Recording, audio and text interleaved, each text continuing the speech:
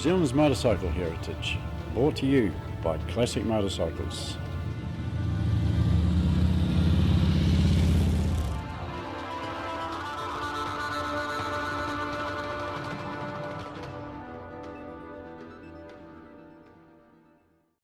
Yeah, well, that's the strange thing about my story, is that nobody around me was into motorbikes. My father had never ridden a motorbike, my family didn't know anything about motorbikes. So I got into it probably by accident. We were on a holiday and up north, and there's these little True Test, these little True Test bikes they had in those days with lawnmower engines in them. And I wanted to go and hire one of those for a day or for an hour or whatever. And it didn't work out, so my father said to me, "Well, I know your uncle, he's just got this little bike, and he's got this bike from a mate of his who owed him some money, so why don't you ask him to borrow that?"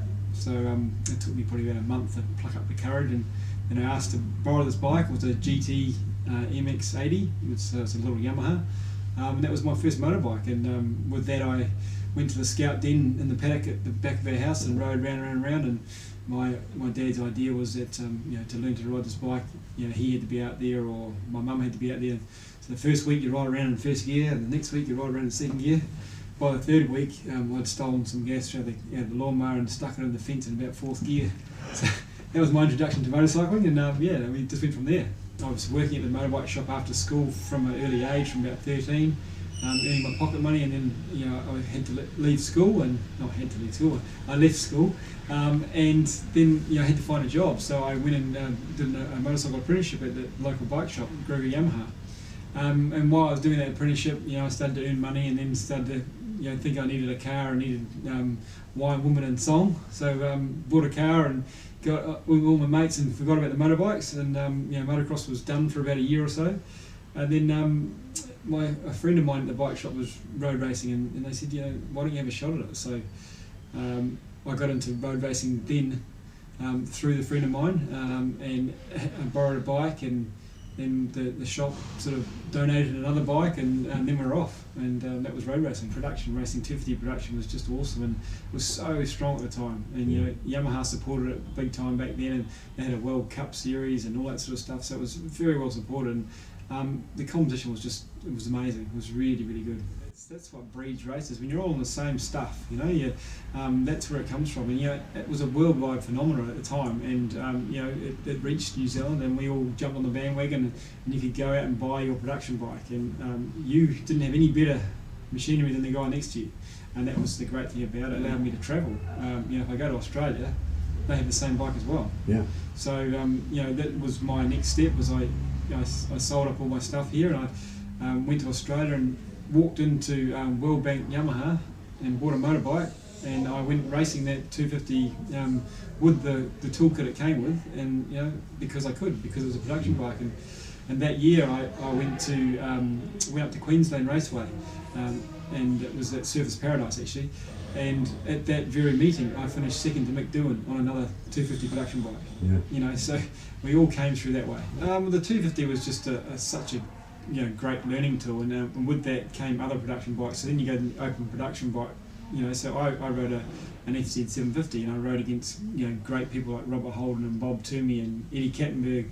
They were riding 1100 Suzukis, and I was on a little 750, well, not little, but 750 Yamaha. So I trained my riding skills through corner speed on a littler bike and trying to keep up, and I just loved the horsepower, loved the big bikes. It was just so much fun, and from that I got some breaks in Australia, and I went to Australia and rode with Robert Holden in the 6 hour. We rode a GSXR in the 6 hour and won the 750 class, and so those sort of offers sort of started to happen. The 250 was sort of the introduction, but people would actually invite you to ride their bigger bike. I got to the end of one Swan series on the Bob Brown bike, and Mick Doohan, Mick's name comes into play a little bit in my career, because he was in Japan riding for this crowd called Super Angel, and he got a ride back in Australia on the factory Yamaha team. So that opened a gap up for me to go up to Japan and ride the ride that he had. So that's where it started, and that next year there was talk of the World Championship going to happen. So that was a natural progression for me to ride the big four-strokes, because superbikes will be taken off. Yeah. Went to Albacete in Japan. It was the first time that it had at Albacete. It's a brand new circuit. So I went down there, so everybody was on a sort of a clean slate, really, no one had ridden there, so I won the first race. So my first race in Europe I'd won. I was leading the World Championship after one round, and then the next race I crashed out of. So I came back to my team manager at the time was Peter Dorr, so Neville Dorr's son.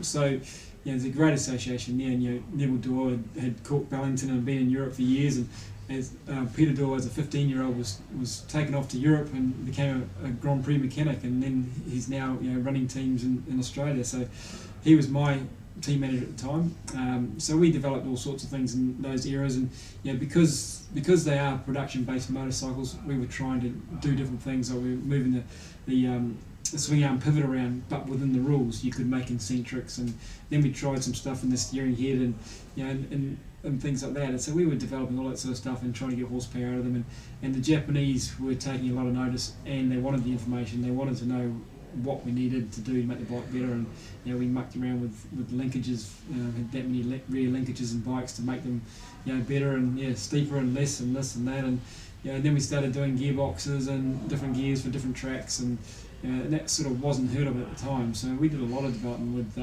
Kawasaki, and Kawasaki used to have a kilometre long drag strip in the middle of their factory, and that was to test ride the bikes, to go up and down these things, and it was a great time. And Robbie and I used to spend weeks up there at the factory and testing at Suzuka, and it was good fun.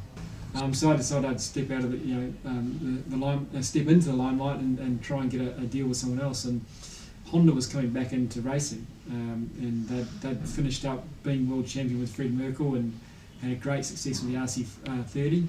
And so they were bringing out their new bike, the RC45, and so I jumped that challenge. I thought that this is going to be too easy. I just jump on the Honda and away we go. I think Honda underestimated the competition. In 1994 we had our brand new race bike, and I went to Phillip Island, and at the time I was the lap record holder at Phillip Island, and my lap time was I think a 1:38.4, and we left Phillip Island after a week testing, and all I could manage was a 1:40.2. And my teammate was ex-world champion Doug Poland, was doing 41s, so he was even slower. So we knew we were in deep doo-doo by the first test, and I think Honda just underestimated where the championship had gone since they've been out of it for 3 years. But they turned it around, and the thing with Honda is if you actually know what you want, if you can pinpoint it, they'll make it for you. And at the time, the 500 thing, Mick Doohan was riding the 500s. I think it was a bit of a quiet time. His teammate was, at the time, there was a Spanish guy was his teammate, and Ito from Japan, and they weren't really, Creville was his teammate, sorry. Yeah. So they weren't, it wasn't, I don't think the competition, well, it was not that the competition wasn't there, but the development wasn't. It was a 500 two-stroke. They'd got to the end of the development, do we go injected with it? What do we do with this thing? So Honda, I think, just changed the direction and went let's go four-stroke racing. During my 1998 season, where I lost the championship by 4.5 points, during that year I was also testing the V-twin in Japan. And it came down to a test in Suzuka, and we were testing this bike, and do we carry on with this bike developing as a race bike, or do we forget about it and go the four-cylinder way? And at Suzuka, which Honda owns Suzuka, we were there testing, and Ito was on an RC45, and he was doing some more development on that, and I got him behind him and slipstreamed for a lap, and I was about half a second lap slower than he was on this basic bike, really.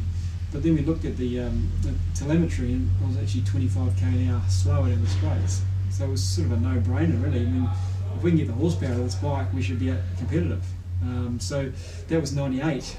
So it's all through 99 they developed this bike, while we finished off riding the RC45, and then in 2000 they produced the bike to race with. And by 1998, the round at Brands Hatch was the biggest event in England that year. So it was bigger than any pop concert, any football match. It was 129,000 people went to the Sunday race at Brands Hatch. They couldn't hold that many people anywhere else. At the time, they were getting 40,000 at Silverstone F1. They were getting 25 at the Grand Prix. So it was huge. I mean, and that was a bit to do with having the ugly looking dude there, having Carl Fogarty there. It was a bit to do with having Carl around. Yeah. he was big for the game, you know, and it was really big. I think the easy thing about it is that you weren't in your home country, you know, so it was big deal, but you weren't going home to your house in England and people knocking on your gate. You know, we were transient to start with, and then we found a base in Europe, and you know, I don't think you weren't at home per se, where, you know, someone like Carl would be hounded by his home press. I mean, I wasn't, you know, New Zealand's such a small place and so far away from anywhere. I wasn't pressured to try and find sponsors from here to try and, you know, up my game or anything. It was just about doing what I did best, and that's why I think was so great about my time was it was all on results. It wasn't from the amount of money I could bring into the sport. The very last time I rode the RC45 was at Sugo. It was at an event where I raced against Mick Doohan. He raced my spare bike, and Taddy Okada raced another bike, and it was called the TBC race. And that's the only time I've ever raced Mick Doohan on equal machinery, and Taddy beat me. He won the race. I finished second and Mick Doohan finished third. So that was good for me in the Honda. I mean, it wasn't Mick's bike, and it wasn't, but yeah, it was great to have the same machinery. After all those years of following his footsteps and wanting to go 500s, that's how I ended the RC45, and then, you know, started with the V-twin. But you know, I had a health issue on the way before I got to ride the V-twin, so that sort of put a damper in my career. Yeah. What was the pressure like at Suzuka? Yeah, it's funny you say that, John, because when you get your HRC contract, you get you sign to what you're going to do. Your event is, if you're doing his Grand Prix and mine Superbike, but the page before that, you sign you must do the 8 hour. So you do the 8 hour and then you do your World Championship. The 8 hour was bigger than anything for them. And like I say, 500,000 people in the early days. You know, on race day there's 150,000 people, and there's, you know, it starts from Wednesday and they camp out. So there's 50,000 then, you know, 100,000 Friday. So there's a lot of people who go to the event, and it was huge for Honda and at the time. And you know, I'm the only guy still to have won the 8 hour 3 years in a row, with different, and I've won it with different teammates. And I won it in the last year.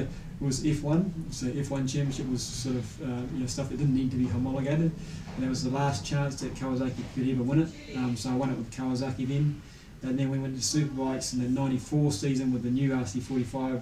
You know, we were struggling maybe at the Superbike level, but at the World Championship, but we won it at the 8 hour, and then won it the next year after that. So yeah, it's a big event for Honda, and you know, it's in the worst time of the year, so it's just so hard to do, and so hard on machinery and riders. It's, you know, it's end of July, so it's 36 degrees and it's about 80% humidity, so it's an amazing. And how did the Japanese people they still do adore you? Was that odd? Did you feel strange about it? Well, I think it's a privilege, really. I think, you know, I've been put there by, you know, I think the manufacturers for putting me in that position. You know, to have a chance to do those races. You know, I just think it's amazing that to have an event like that.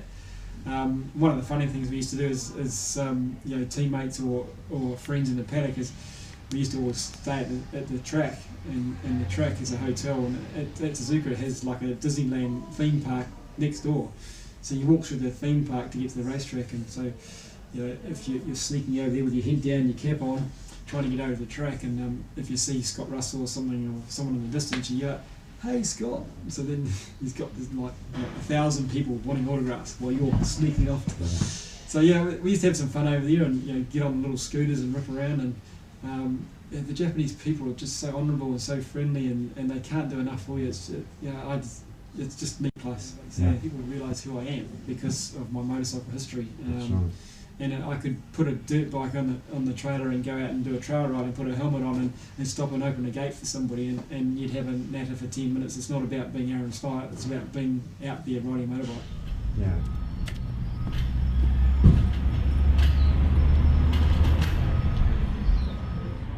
Well, I'm just blown away that this is actually New Zealand. You know, walking through the front door and seeing the collection is amazing. I mean, we were talking before, and, you know, this is a bit before my era. So it's you know, classic bikes is not my first passion, but you just have to walk in and just be amazed by all these bikes and by the beauty in them, and just that they are pieces of art, and the building itself. You know, they're housed in a beautiful building with beautiful artwork. It's all if you're not into bikes, there's something else here that will sort of keep you interested for your time here, and that's what I love about it. It's not just a shed with a couple of dirty old bikes, you know. It's really world class, and I've never seen anything like it.